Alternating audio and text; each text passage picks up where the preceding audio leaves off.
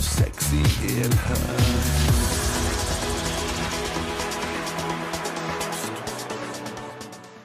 Good morning, Ghana, and welcome to another exciting edition of Captured by Women. My name is Abna. I'm in here with AC and Nanama.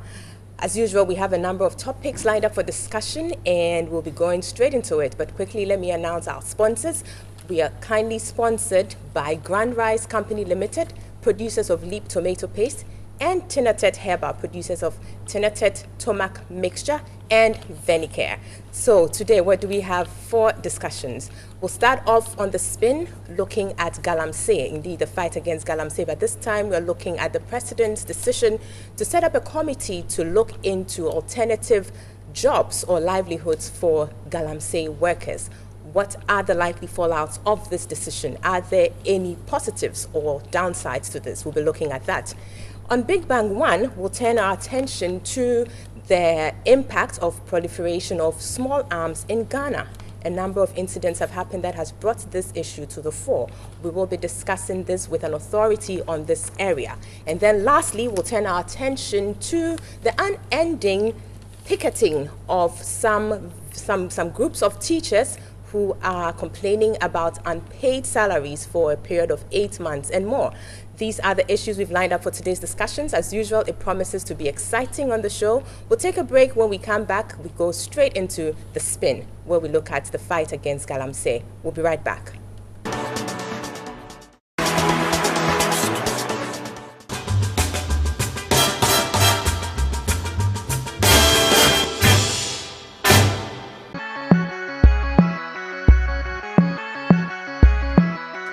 Welcome back. On the spin this morning, we are looking at the fight against Galamsey, and this week we were informed of the President's decision to set up a committee to look into finding alternative jobs or livelihoods for persons engaged in the illegal activity of Galamsey.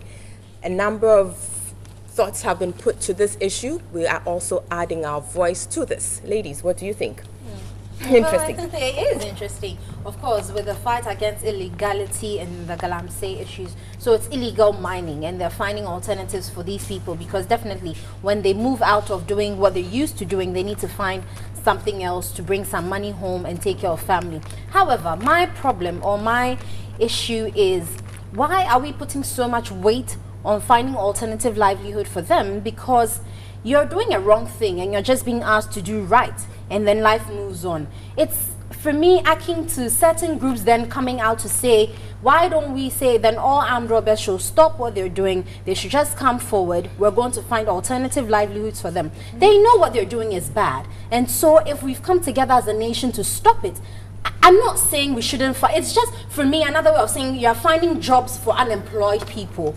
That is what we already need to do as a country. So there should not be so much focus on only the alternative livelihoods for Galamsey workers. It should be for general unemployed people. And then maybe we can kickstart that discussion rather than pumping money into a sector where it feels like, stop, you're wrong, come and let me reward you by giving you an already made job or showing you a way to go. But I think we should just talk about getting jobs for unemployed persons. I think it's Ghana. a very dangerous precedent we are about to set, because here's the thing, like you're saying, these are people, but even before we go into that, the question is, who is the President's committee targeting? Because for lack of a better phrase, let me say there's a value chain in this illegal business. You have those behind, the people we say are the chiefs, the politicians, quote unquote, these are the matriarchs and the patriarchs in there. And then you have the laborers who are actually in there doing the dirty job, really, literally. I think for now, we're looking at those who work at the site. But the question then is, they also have things that they do that fantastic. money. So that's why we need to interrogate it, because then if you're looking at the laborers, like Amma said, these are people who are looking for better jobs. So then the mantra about jobs would go to them. Yes, but then if you are saying stop, the point is there are people higher up the ladder who are behind this. So who are you addressing this thing to? Is it those who are masterminding it, or those on the side? Because those on the side are there at the behest of certain people. Right. So how do we deal with it? Because like you're saying, those people already have good jobs. They don't need any job coming from the president anyway. So if you're targeting those, the laborers, if you like, then they fall into the general category of people who are looking for employment or better jobs. I think the president's call doesn't capture, for example, those we don't even know them, whether the those politicians. Yes, it those can't even capture them because they have exactly jobs. We don't even know them. My point here is that we have thought of stopping a certain kind of people, group of people who we think that they are destroying our water bodies, our lands, and all that. We had plans of stopping these people. We should have put plans in place to ensure that when these people stop this particular job that they are doing, what are they going to do? Why do we start and then at a point we come in to say that we have formed a committee? And mind you, these committees that we set, they also take money. They don't do that for free. Exactly. We pay them. And so it is also going to add up. I think that they should have added that to the plan, and ensuring that they stop. I've been asking this question, what really is the big plan to fight Galamsey? Before we even tackle that, Abby, because I mean, yes, I guess we all are going into the same tangent. My problem right now is some people have already found their alternatives, okay? We know some people who have moved from Galamsey now to logging. Illegal logging, as it were. So that clearly cannot be an alternative. From illegality to illegality, and that's why I have a concern. Because if they're looking for more lucrative jobs, then it's something that we're supposed to be providing on a broad scale for every unemployed Ghanaian, because we want to better the individual's, state, as it were. So if we're going to do that, then we need to bring this on the table to discuss generally what opportunities is there for the Ghanaian unemployed person to go into, rather than just singling out Galamsey for me. Because they would always, you see, they keep saying, if you hear them, the amounts they quote, the 80,000, I get 80 million when I do just one. But nobody has proven that. People can just come up with figures, really. Definitely. But they seem to think it's the top-notch job for them, that nothing else, like farming. Why can't you go into farming in your area if you think it's there, it's available? But because they think they can't make that much money they were doing in the Galamsey. So for me, it's a big issue. I don't think finding only the alternatives may be the way out. So the whole mindset. Maybe they should come out to tell us exactly. Well, that is why that's why the committee is set up. Exactly what they would be doing. So, as you said, the value chain. Because we had some of the women, elderly people, who sold food at the mining sites to these Galamsey operators. So, you have stopped them from doing what they are doing. And so this particular woman, what kind of job is she going to do again? So she's saying that it's such a woman, for example, saying that the only people who can buy her food are people on the Galamsey sites. Really? Maybe she came in, maybe they became her customers and so her business has I think it's a dangerous for her. So she cooks at home. She knows that this site I have about a ready market. A ready market. Yes. I think it's a very she's been doing that. We've interviewed a lot of women who have also said that. For one, Amma, you touched on it. I think it smacks. There's a certain discriminatory tone to it, because there are a number of people who are engaged in illegal activity, not because they love to be deviant, but truly maybe it's a source of income or livelihood, something for them. But if we are singling out this bunch of people who are also engaged in illegalities, then we might as well cut across and say, okay, for everyone who is engaging in an illegality, we're going to find alternative jobs for you. So put a hold on to whatever illegality you're engaged in, and let's find it. We have identified that this group of people, the job that they do, it is destroying our water bodies. It is doing this. So let's target them. Let's deal with them. We have to let them stop. What can we do, for them to ensure that they don't come back? So when we finish with that, we move on to another step. We say that we move on to armed robbers. We move on to... As at now, we don't even know youth unemployment, the statistics, we hardly hear of it, we speculate. And so if we are going to say that, let us look at it holistically, because there are a lot of unemployed people, people around. We have identified these people. Let us deal with these people. That is what I think. I just think the president and the government should focus on their campaign promises, which was we're going to be creating more jobs, because the creation of jobs would make this kind of activity redundant, really, because people are looking for better conditions of life. And if they're going to get it from good jobs or better jobs, why not? But if you are going to, like Amma, you're saying, single out Galamsey, which is an illegality, I don't get it. It's for me, it's like you are endorsing the illegality.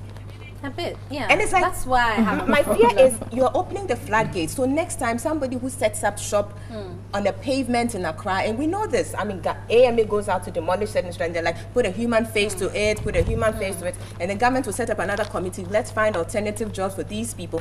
I mean, yeah, we're opening the floodgates. I think we should. I think that is what government is out there to do, you know, ensure that your people, you know, are satisfied in any way and in any form. It's good to have a responsive government, but not a government that is covered into doing and not things thinking of what to do next. It is also, it will be chaos for us. Like I said, maybe it should have come before this fight started, so that, you know, once you come out of this, maybe government is planning. But again, the focus should not only be Galamsey, it should just be cut across all unemployed people. Government should set up a committee looking into how to get jobs for the youth. They can't just, so if government wants to find an alternative source of livelihood for these people, how is he going to do that? It should find for all Ghanaians. That's the thing. That's why they're there. Anyway, this discussion will keep going on and on, but we're talking about the fact that government has set up a committee to look into finding alternative livelihoods for people engaged in Galamsey, and we've tried to touch on that. We know you also have your views, so do let us know whenever you have the opportunity to. We'll take a quick break. We'll be right back. Please stay tuned.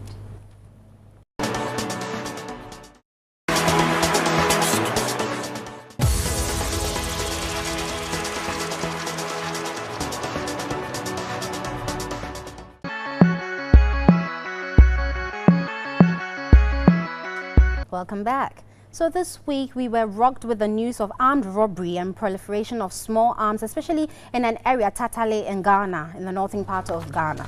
And some residents have taken it upon themselves also to wield arms to protect themselves. We want to know how best this augurs for our nation. And in our presence today, we have Mr. Bafo Dochi Amoa. He's the chair, International Advisory Council for International Action Network on Small Arms. Welcome, sir. Thank you very much. So to delve into it, I mean, we got to know about Tatale earlier this week, where some armed robbers, you know, attacked the rich people and subsequently moved on to attack other people in the area. And this has caused some pandemonium there and also in the nation as a whole. What's your take on this issue?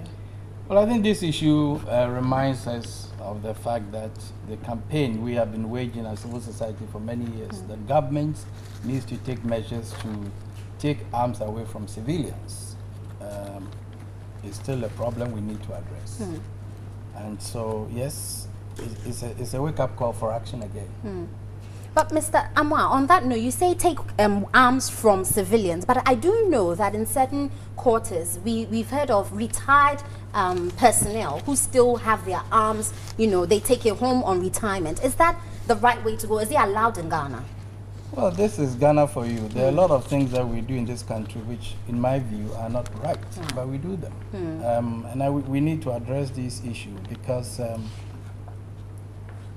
these arms are coming in from legal sources to begin with. When there's a mob action against a police station, people will grab the police weapons because they are not properly stocked. Right. They are sitting behind the counter. So any mob action, people go and get guns and grab and go away. Whenever those days we had a lot of coup d'etats in this country, a lot of weapons were all over the place. These days, what do we hear? We hear policemen even renting weapons to armed robbers. So these are challenges we have. And of course, people import and smuggle weapons into this country through our ports. Apart from the Tatale incident, you know, in the Volta region too recently, you know, I spoke with the Queen Mother for Alavanyo, and she was like, around Saturday, 4:30 a.m. thereabout, they had gunshots. Who were holding these guns? Well, these guns in Alavanyo and its surroundings are locally made weapons. Okay. And our artisans today are so advanced that they are making AK-47, we are told. And with these skills, I heard you talking about alternative livelihoods. This is one of the strategies we've been calling on governments to look at seriously. When you have young men who are skilled and can use their skills to make guns, and you don't have an industry, you cannot monitor what they do, you can't supply them with the right metals. Some of the guns are fired and they kill the person who fired the gun because they are using exhaust pipes, and we have no program to turn these artisans' work into an industry. In that case, then we have to go by the law, which says it's not right for a non-state actor to hold a gun, and this is a decision of ECOWAS. But every now and then we hear that, you know, the Interior Ministry, in collaboration with the police, the Commission on Small Arms, and you know, they have a program where they are able to collect these arms and then they burn them. Last year, for instance, around July or so, they burnt about 1,000 and over arms, but yet we still have these, and we have them. Most of these guns also get into the wrong hands. Right. July 9th is the UN Day for Arms Destruction. So from time to time, you experience weapons being banned. Some of these weapons are weapons that the police and army have collected or used, or which are no more in service. And so some of them, yes, we ban them to call attention of the public to the fact that we don't think we support proliferation of small arms. The guns that we are talking about are being made daily by our artisans. In fact, recent police reports show that almost 80 to 90%, anytime they go to a crime scene, the weapon used. That's serious. That's really serious. So we have a real problem on our hands, and really we hope the government in power will also take interest in the fight that has been going on for some time now in managing these illegal weapons. Right. You touched on the production of the locally manufactured arms and the fact that it's an unregulated industry. Yeah. Assuming it became regulated, we would still have an issue with ownership of these guns, because currently we have a legal regime governing the ownership of guns, which has obviously been flouted left, right, and center. So how would the regulation of the production help in any way? The first thing that will happen is that the illegal challenge will disappear. So people will have a right to go and buy a locally made gun, go and register it according to law, and the producers will have the legal backing to produce their weapons. In some countries like Nigeria and Algeria and other places, they are legally allowed to produce these locally made weapons. Ghana, we don't. And I think this is what we are saying. Government needs to look at it. It's one thing having the legal backing to produce, but on the other side, when it comes to the acquisition of it, there's also that regulatory regime governing it. So I'm just looking at the system which is currently, in terms of ownership of guns, we still have issues with it. So even if we regulated it, wouldn't we still be bogged down with the bit about ownership of guns and the licensing to that effect? To some extent, I'll agree with you. On the other hand, I think it will open doors for better measures to be implemented to deal with the issue. Now, if I want to register a weapon that my grandfather gave me, I'm sitting in the house with the weapon and I'm afraid. We keep telling them, go to the police and say that you inherited this gun. You want to register it. The police will register it. Take your fingerprint. Are you 18? Are you normal? All those questions will be asked. But now that we don't allow these locally made guns to be legally made, we will still have the problem of proliferation. Look, some time back, we worked with the police. What did we discover? And there was an association of local producers. Okay. An armed robber went to order 20 pistols. That's right. Because of this network, they came to me and said, we have this situation in our hands. And I said, okay, go ahead and make the weapons. I will alert the security forces. And the day the guy was going to collect the guns, the police laid an ambush and collected the weapons from the robber. Why did you give the go-ahead? No, because we needed to prove that police, civil society collaboration will be able to deal with this problem better. Right. That's quite an interesting way of dealing with it. But Mr. Amwa, I just want to know for myself, why, under what circumstance, living in Ghana, I think Ghana is pretty free. I have the ability to do whatever I want to do. Under what circumstance would I want to go and get a small arm for myself? I mean, is it right? Should I even be thinking about it in this current dispensation? Well, the kind of work I do, I say it's not right, even don't think about it. But let's face reality. Right. Taking Tatale, for example, you've just mentioned that the people have decided to arm themselves. Yes. Because the number of policemen we have cannot reach every corner of this country. And therefore, if people are going to acquire weapons and come and attack them at night, naturally, the natural thing to do is to say, And they have the right to protect But themselves. with that, the onus also lies on government to then provide training or handling of such weapons, wouldn't we? Yes, the National Commission on Small Arms has done some work in this area. We are hoping it will go to Parliament so that we can have a center for training people how to use weapons. So if you are licensed, you can go to this center and learn how to fire your weapons. Because a lot of people have weapons, they don't know how to use it. Yeah. Interesting. I'm not sure if you mentioned it. I think you did, but just you know, to help me out here, how many? What are the numbers we're looking at in terms of the producers of the locally manufactured? How widespread is it? Well, it's located in certain areas in this country. The producers are not that widespread. It is the product that they make which is widespread. So they are quite efficient and effective at what they do. Yes, yes. And so from where you said you're the chair International Action Network on Small Arms, how easy or difficult is it for your network, to ensure that these people, in a way, do the right things? Well, our work has been to establish national platforms to engage their governments, and the regional platform, which I used to be president for some 30 years ago, engaged ECOWAS. And we came up with a convention on small arms because we felt the governments in West Africa needed to take action. If you remember the problems we have in Sierra Leone and Liberia. The good thing that has come out of this is that we now have a transparency principle being respected. No country in this sub-region can import weapons into this sub-region unless all the other 15 member countries, all the 14 member countries remain and agree. That's the first principle in the convention. Is it But something that effective. is working? Because Hold on, let me finish. The second we is hear that of you arms cannot being bring these imported. weapons in unless you have an exemption certificate from ECOWAS. Now, ECOWAS has now have an agreement with most of the European arms producers, and they will never ship your weapons unless you have. But let me ask you, how can that help when we are producing them locally here? That's in the huge divide. quantities? That's the divide between the problem we are trying to solve. Why we are getting governments to do the right thing as legal importers of weapons.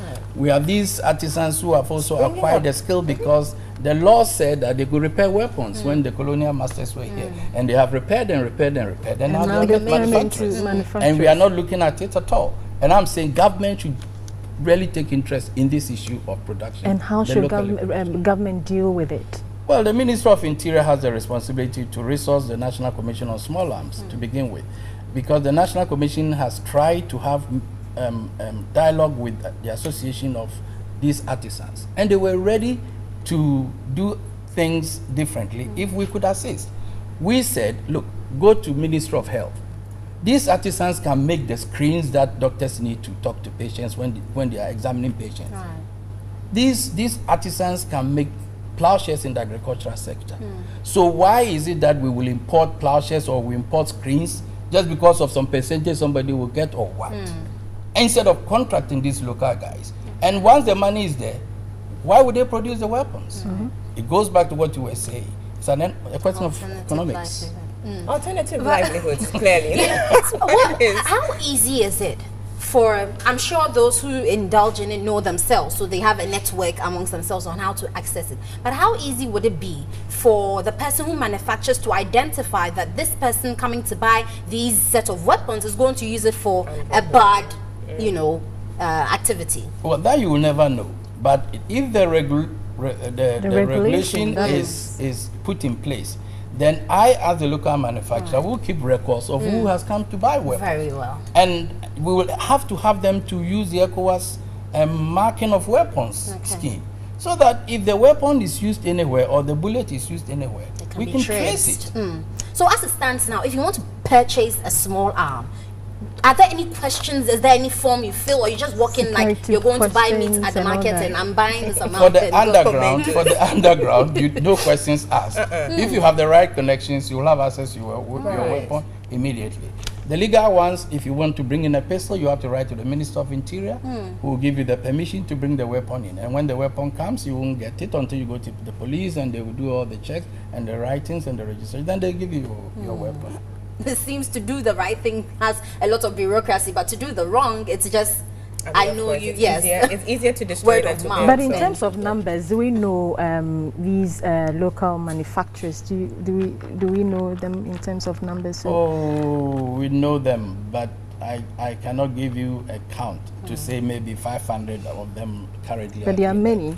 But they are quite a number. And it's difficult to deal with. Oh yes, there were times the police were organizing soups. They'll get the tip off, and by the time they get there, everything is clean in Alavanyo. There's nothing burning. There's nothing. But when we get the alternative, how easy, I feel this for them is a lucrative job. They like what they do. How easy would it be to move them from doing this into doing another thing? Well, this is what we are saying, that if, say, the National Commission on Small Arms were made a broker, then they are the ones who are going to work with health and agriculture and say, look, give us a budget you are likely to use on these items. Okay. We meet with they will meet with the, what do you call it, the artisans and say, look, we are guaranteeing you 50 million or 50,000 order. Get going. But say, I find it difficult to believe that this can come to pass because there are people who come out of polytechnics and have the skill, and even they are finding it difficult to be in a place where they can use their skill. So this number of people, putting them together to actually, you know, come out with the policies, the regulations to get them to work in a better place, I don't know how easy it will be to do. Yes, there's an alternative. Unfortunately, in this country, you can't go to a bank and borrow money and say, I want to do work. Right. So unless we get them into some kind of association, and we can have government guarantees and they can get even loans from government. And as long as we assure them that if they make these screens or plowshares or whatever, the ministries are going to buy from them, then we have a system in place. Right. It's so easy to create an economy that is profitable. But I don't know why we don't do it. Very well. On Wow. that note, we have been talking An to Mr. unending Bafo topic. Dochi Amwa. He is the Chair, International Advisory Council for International Action Network on Small Arms. Thank you very much, sir. Thank you. So we sir. have been talking about small arms and its proliferation, and we have come to the consensus that government should come, you know, put these people together so that we can put a clamp down on proliferation of small arms. We'll take a quick break. We'll be right back. We are proudly sponsored by Tinatet Herbal, producers of Tinatet Tomac Mixture and Venicare, as well as Grand Rice Company Limited, producers of Leap Tomato Paste. Please stay with us.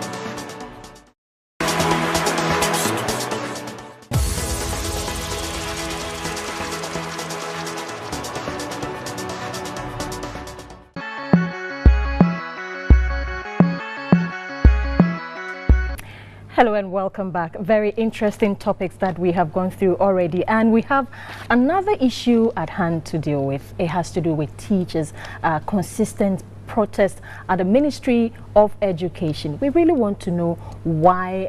Is it because government does not have money? That is why we have these teachers not being paid. It is not only the teachers, but this morning our focus is on the teachers. And here we have King Alidu, and King Alidu is King Ali Awudu, and he is the National President Coalition of Concerned Teachers. Good morning and thanks for joining us here. You look good in your white, You do. but you have a lot of issues. What really is the issue? Well, the issues are so much that sometimes you don't even know where to start. How many? Over 1,000. Okay, so let's start with your arrears. I mean, Exactly. the math and science teachers who are protesting Now, because somewhere last year, the Ghana Education Service made a head count, and they realized that majority of our senior high schools lack teaching personnel in the sciences. Basically, the integrated science, biology, physics, chemistry, agric, elective maths. So what they did was that they advertised it, Okay. that they needed over 2,000 people. So they advertised it that people that have first degrees, which is the minimum requirement for teaching in senior high schools in these areas, should apply. Okay. And they actually did it online. So people applied online. Then they shortlisted it because thousands of people applied. You know, we have unemployed. Unemployed. graduate association. So even those who don't qualify. yeah, so many people Oh yes, applied. that's where they apply. So at the end of the day, they shortlisted it. And then when they shortlisted it too, they got more than 3,000 people. But they needed just about About 2,000 people. So 2,000. what they did was that They then liaise with WAEC to set exams for these would-be teachers. Wow. And they sat and wrote questions in the area they are yearning to go and teach. So WAEC came out with the results, and then they scaled it down to the number of people that They needed. And then they posted them. And these people were posted mainly to the 3 Savannah regions: Northern region, Upper East, Upper West, Northern Volta, part of Longahafu region, part of Western region. Places like Ashanti, Greater Accra, nobody was sent to. So they it was really- 2,000, the numbers, that's it? Yeah. So they really needed your services. Yes. So these people have now been employed. They have been given their appointment letters, and they've started work, and there's a need for them to be paid. To be paid. Now, along the line, somewhere February thereabout, a group of them were paid. Just about 500 out of the number were paid. When you said they were paid, was it everything? Because we are told that currently it's 8 months in arrears. So those who were paid in February, were they paid everything Those that was were- outstanding they as were of paid then? 3 months. Okay. So they started Yeah, in yes. October. They started in And they were October. paid in February. Paid in Yes. So that wasn't the full Yes. arrears. No, they were not paid everything. But for that group of people, they have been put on payroll. Right. I know a number of them. And since then, every month, they They pay. get. But the large majority of them, they have not yet been put on the payroll at all. How But they are come? still How is working. that even possible? Yeah. And the issue is that before the Ghana Education Service even came out with all these adverts that they want science teachers and what have you, the understanding was Presumably that they had the Ministry of Finance have given them the clearance and everything before they went ahead, because the GES under the Ministry of Education is the employer, but it's not the paymaster. The paymaster is the Ministry of Finance. So whenever they want to employ, they need that clearance from the Ministry of Finance.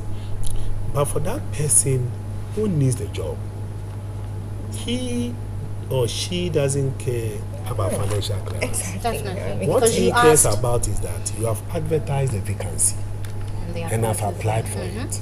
I've gone through the process and you have employed me, and therefore you need to pay me. So over the period, have you had engagements with the Education Ministry, Yeah, the they Ghana understood it with Education the former Service? What have they Director been General. telling you? The immediate past Director General, who just was asked to proceed on retirement or whatever it is, 15th May, just recently, made us to understand that there is financial clearance for all these people. You see, the thing that they before Did you move on, see was there the, you know, evidence? were That, there was there evidence, evidence you know, to or prove we were that? just Of what? told? The Of the financial- financial But that's what clearance. he's saying, that for You them, see, is that we they don't- don't even But we need to know We in have the to be country we concerned. live in, you can't assume.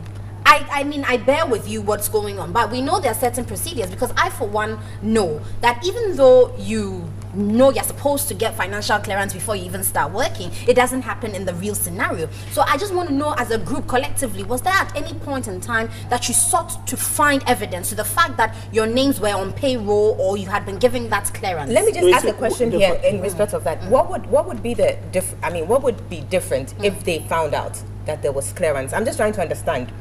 If there was financial clearance, because then we never have trust with Ministry of Finance when it comes to groups of people like doctors, nurses, teachers. You see, You- the- Not because you would necessarily, take but that I extra think you step. have The to issue to is know. that- the you issue have is to that know. teachers are needed in the classroom. Definitely. You see, then the Director General of Ghana Education Service is the overall boss when it comes to teaching and learning. in Exactly. Ghana. And then he floats vacancy and says that we need 2,000 people that we have been Exactly. given financial clearance to employ. And the number of people that even went through, even that particular work, was done directly under the Ministry of Education. Okay. That recruitment. Recruitment process. So the then Deputy Minister of Education in charge of pre-tertiary, Tertiary, Honorable Alex Chairman, it was directly under his office. So all the people that were being recruited and everything, all the documents came through his office before it goes to the Director General of Ghana Education Service. You see, so the issue of financial clearance and everything, we held series of meetings where the former Deputy Minister, Honorable Jato Ablakwa, chaired, and we were told the financial clearance and everything were there. And some of these, they needed some of these teachers to also send them to the newly build Okay, the SHS. senior SHS, See, yeah. Because the newly built SHS is starting from scratch, and they needed to resources with teaching personnel. So some of these teachers hardly were recruited and sent to those places. You see, so if government has built a new secondary school and have been sent there to teach mathematics, for example, I see no reason why somebody should even think that there's no financial clearance. You see, because that's if why that financial clearance is not there, yes. that new Why school would- that has been built and that the students that are there, should the students be there in that school without teachers and all? You see, the reason why I go back to this thing about the financial clearance is there's something called presumption of regularity, that the person who is dealing with an entity Has sorted it presumes out. that everything is done. So it's Exactly. not for that third party to be now asked that, did you find out whether or not there was that? We because- do. because I mean, you know, I'm the same You see, situation. So we if do. there is Ideally, anybody at all to find out, it should. it will not be those that needed employment then. It should have been we, the unions. Do you understand? That's because what- it is we that, because share they the themselves never had the opportunity to meet either the Interact. minister or the director general one-on-one. They, the Exactly. employees, they went through a process, and the thing was done online. It was not even free. They needed to go and buy a certain card. To be Okay. able to 5 access. CDs. Someone has Like the made way money the already. SSC people Yes. check their Their results, results online. So they need to go and buy a certain card, 5 CDs, scratch, enter the code before the, what do you call it? The will form be will open for appear you for you to to fill fill. and all that. And Okay. they did all that. We went through the mail, and everything. a whole number of people applied and they were shortlisted, and some got it, some didn't get it. But we, the unions, we were made to understand vividly by the then Director General and then the Deputy Minister, the two of them, Honorable Kujatu and Honorable Alex Chebe, that financial clearance for all these people has been sought. And so they needed them to send them to the deprived areas So- and also to fill in the vacancies for the newly built community Right. day Schools. senior high schools. So what's That the is new not administration saying? saying? Yeah. Now the new administration is saying that those that picketed yesterday have no financial clearance. When we How? met the honorable, yesterday we met the honorable Minister of Education himself, and that is what he was saying. Now again, it is verbal. He is telling us that those people have no clearance. And that meeting yesterday, the new Director General, Professor Mankwa, was also there.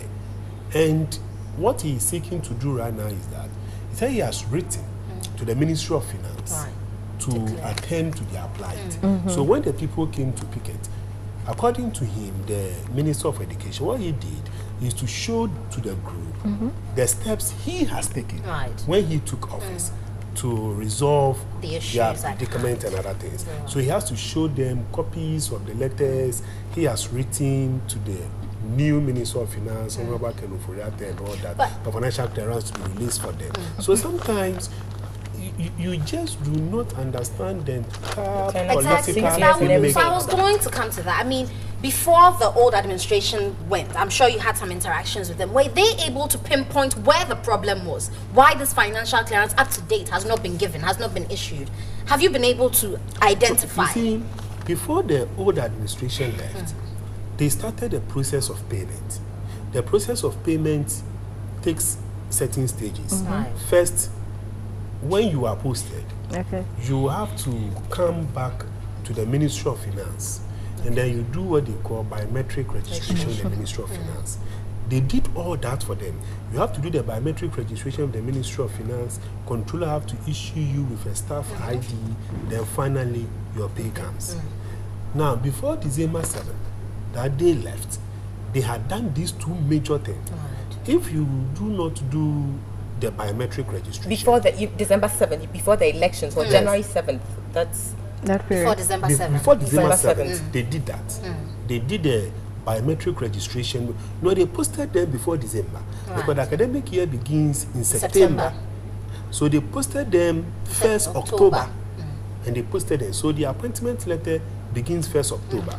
So somewhere October, November, they did the processes of capturing their biometric data and all that. So we, the unions, we were relaxed because we know They had that is the started the process. process. And we knew that by January onwards, they will just roll them into the system. Yes.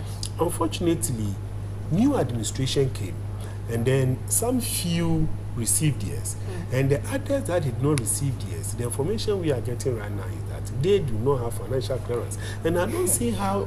I don't know how the financial clearance was released. Exactly. Ali, King Ali, I want to find out, are you much aware whether your members were able to go through, you know, the biometric process? They were all able to go through the processes? Yeah, they've gone through the processes. You All see, of them? All of them? Yes. If the problem is the biometric registration, when they picketed at the Ministry of Education yesterday, they will be told that everything is set. What is left is biometric registration. And if that is what is left, even yesterday, that data, that biometric data could have been captured. How long does it take to capture your fingertips? Then that one it could have easily been done. They wouldn't have asked them to go because there is still some paperwork and other things to be done. You see, we are living in a country where sometimes it is so difficult to understand how certain things are done. Definitely. Then Because of the bureaucracy. we create I think it is not even It's it is beyond politics. yes, It that's It what it is. pure politics. we create it that in the is- system. I think so. Then at the end of the day, the same politician will tell you that we cannot pay because it is so huge. The same thing is happening to our current, Mr. our Wood, promotion and all that. I'm trying to understand the plight you're It's a in process. because It must if all continue. 2,000, let's assume the number is exactly 2,000, all 2,000 went through the two processes. How then did they select the 500 or so that they To be paid? paid and others. That is what we do not understand. Yesterday, we asked the minister, for example. Yesterday, what actually sent us to his office was not even about this. But when we went there, we took the opportunity to ask him questions about what took us to his office yesterday was issues about our second tier occupational pension scheme. So we took the opportunity to ask him.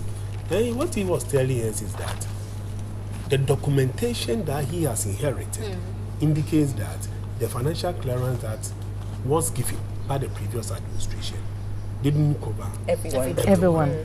Meanwhile, he also has the documentation that indicates that some S number of people were employed, but some Y number of financial clearance was released.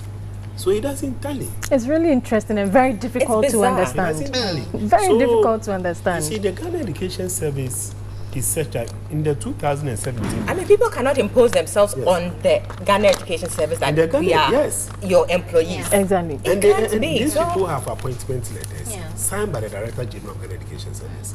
And in the Ghana Education Service, you realize that at any particular moment in time, there is so much interference, political this, political that, that is creating a whole lot of issues within the Ghana Education Service. Yeah. And every now and then, arrears are being created, arrears are being created. So are these teachers still at post?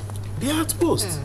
And you see, many of these people that applied were actually graduates that were living in the urban areas, the big cities. They have to But they relocate and were other. posted jobs, so- to places where they have no relations. areas. So what is the next And they line are of not action? being You know, paid. they picketed. We need to wrap up, so if you yes. could tell us, yes, what's the next Now, line of action? currently, what we, the unions, are doing, and what we have asked the Minister of Education to do, is as a matter of agency, within these few days for this month to end, they should expedite action to get that financial clearance so that next month They those can be people paid. will be put on scale.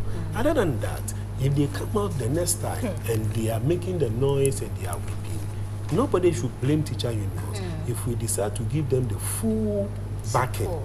And it happens that there is going to be serious outcry there by the entire teacher unions to give them that particular support. Thank you very much, King Very Ali Awudu. Awudu. We hope Hi. that, I mean, some closure is brought to this issue. I find it so bizarre, really, what's Very. happening, but we are behind you. We just hope everything is sorted out. But viewers, this is where we draw the curtains on today's show. This is all the time we have. We've looked at a number of issues. Of course, we had Mr. King Ali Awudu with us looking at the teachers, math and science teachers who've been picketing at the Ministry of Education for unpaid salaries for close to about 8 months. We also looked at the fight against Galamsey and the President's decision to set up a committee to look into alternative jobs for the people engaged in the illegal activity. And then, of course, we touched on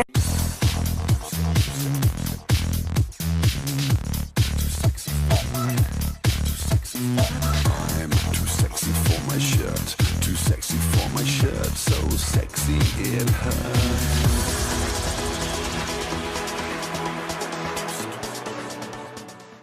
Good morning, Ghana, and welcome to another exciting edition of Captured by Women. My name is Abna. I'm in here with AC and Nanama.